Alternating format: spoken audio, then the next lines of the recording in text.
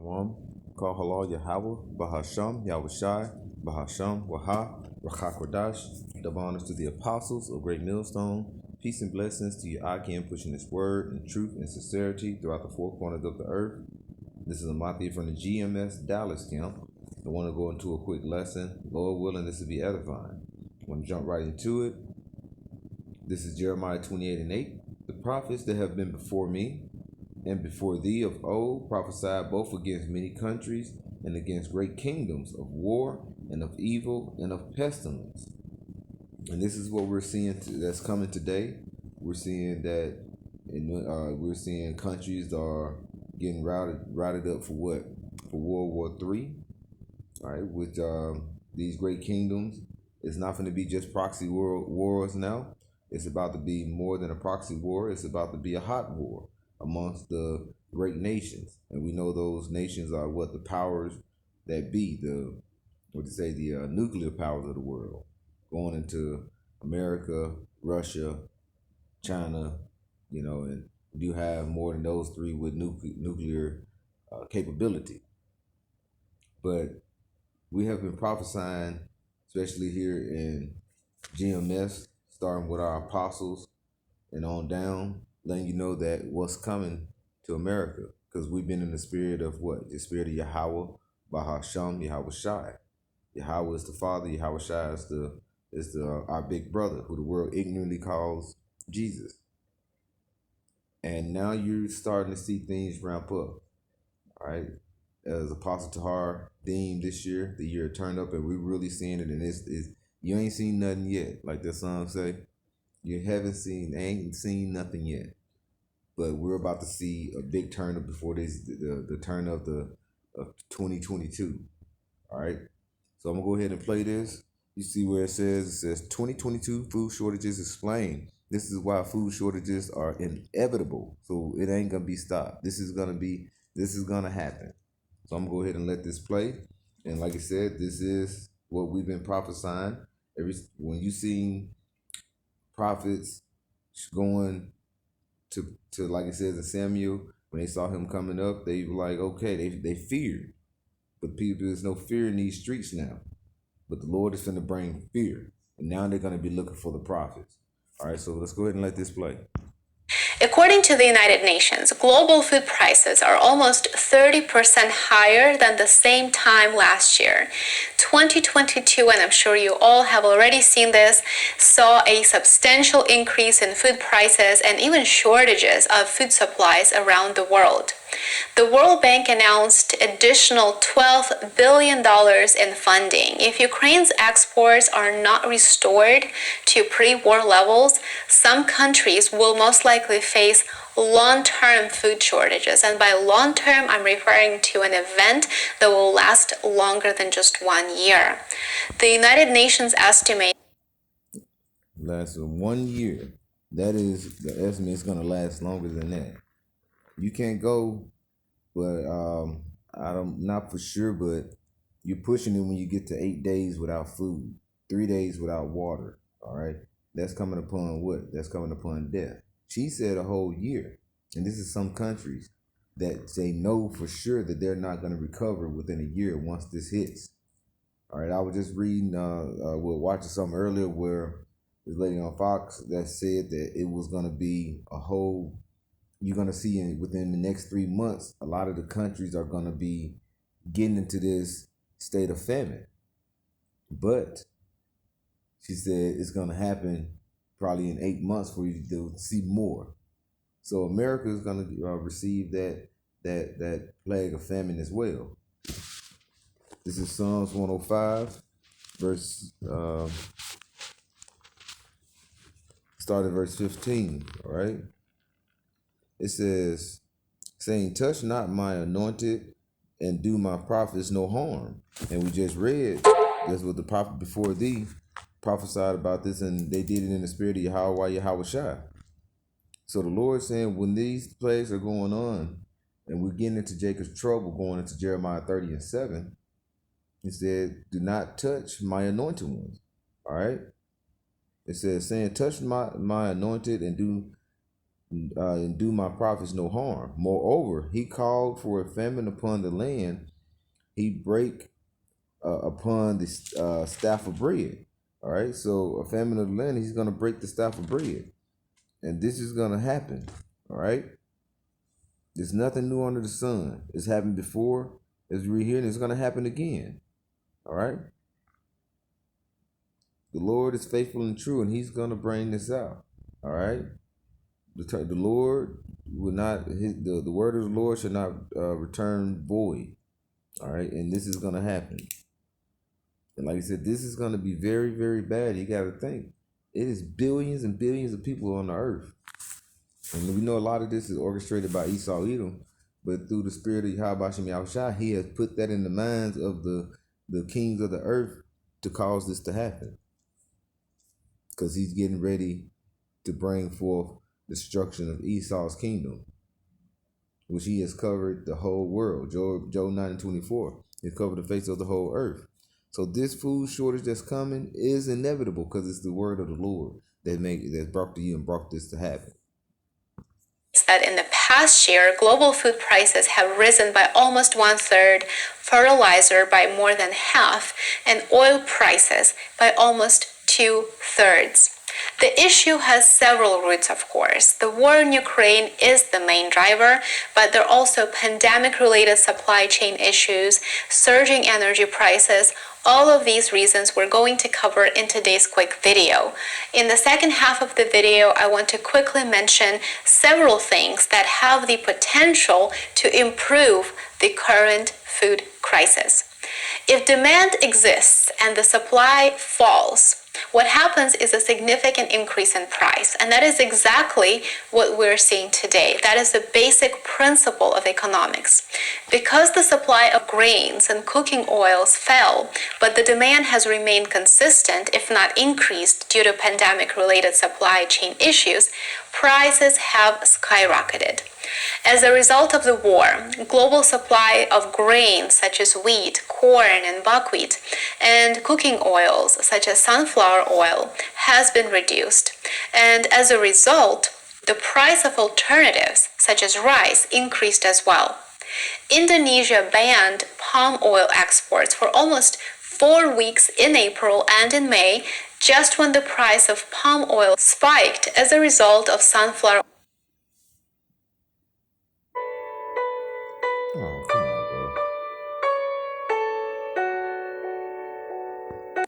on, oil shortage caused by the war in Ukraine.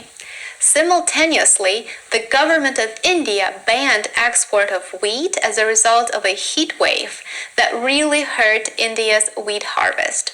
As a result, wheat prices increased even higher. Before the invasion in February, Ukraine was seen as the world's breadbasket, exporting 4.5 million tons of agricultural produce per month through its seaports.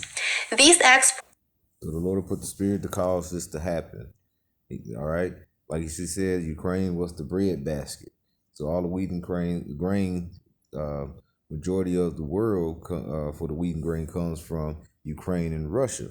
All right. So this is also cutting out what they call the middle class after the pandemic. You've seen a lot of mom and pop stores and things like that shutting down. Now you're finna see that happen again. This is gonna wipe out majority, if not all, of the small business owners. Then with lack of food, this is basically gonna cut the middle class out. You're gonna have just the upper class and the lower class. All right, and this is through the spirit of the Lord is causing this to happen.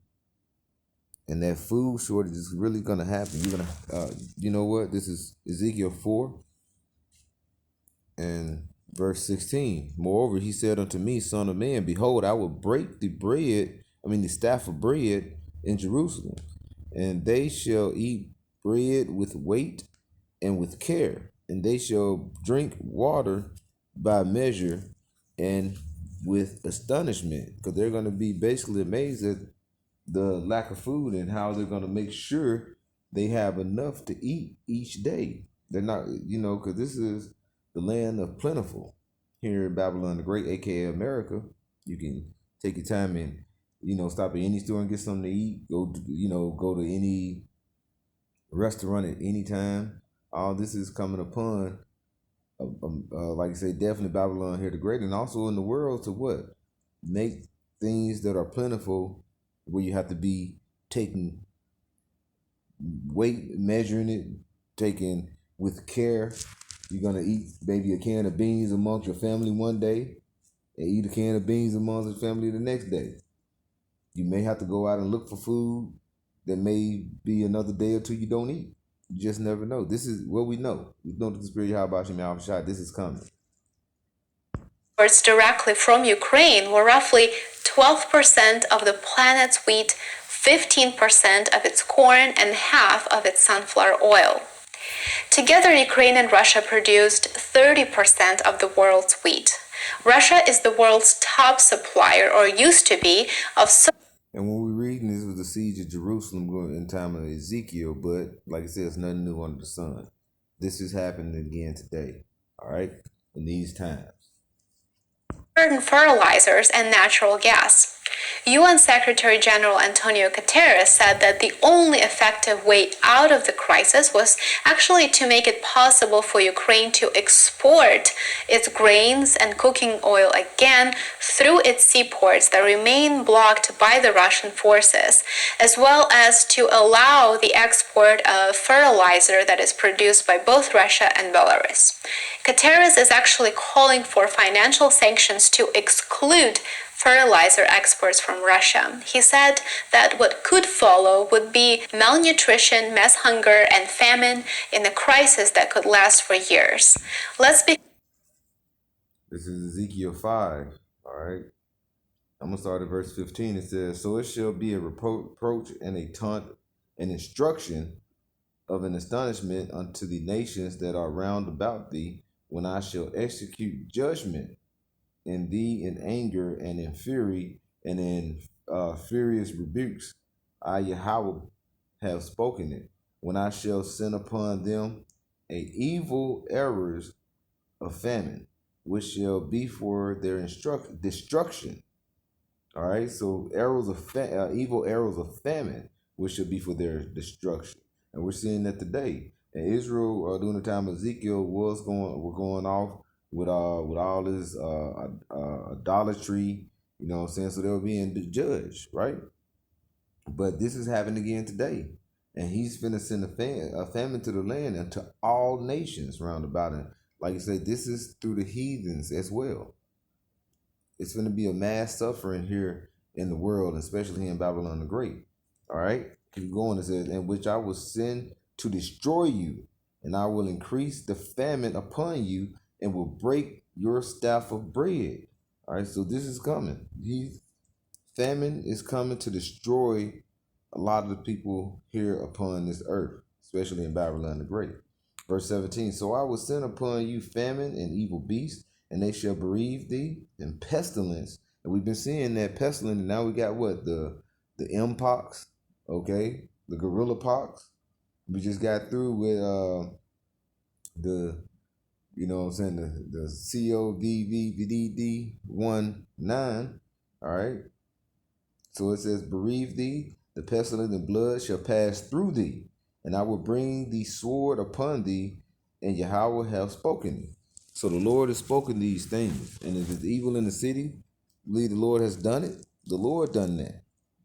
And he's doing this now. Clear, there's no effective solution to the food crisis without reintegrating Ukraine's food production, Guterres said. Russia must permit the safe and secure export of grain stored in Ukraine's ports. Let's take a look at commodity prices, such as wheat.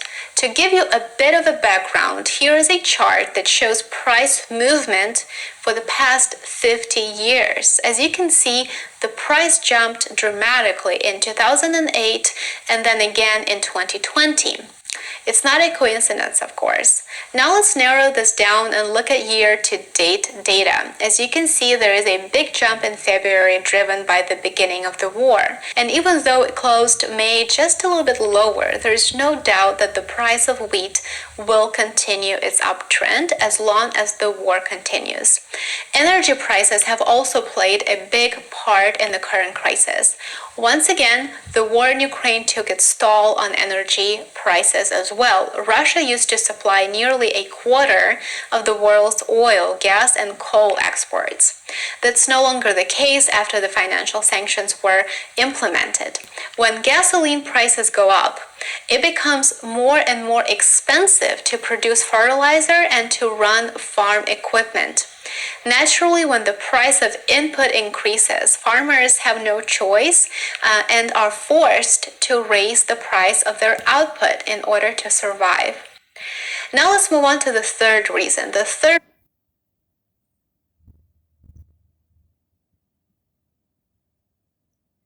I'm about to show you something that's gonna blow your mind. And they're off!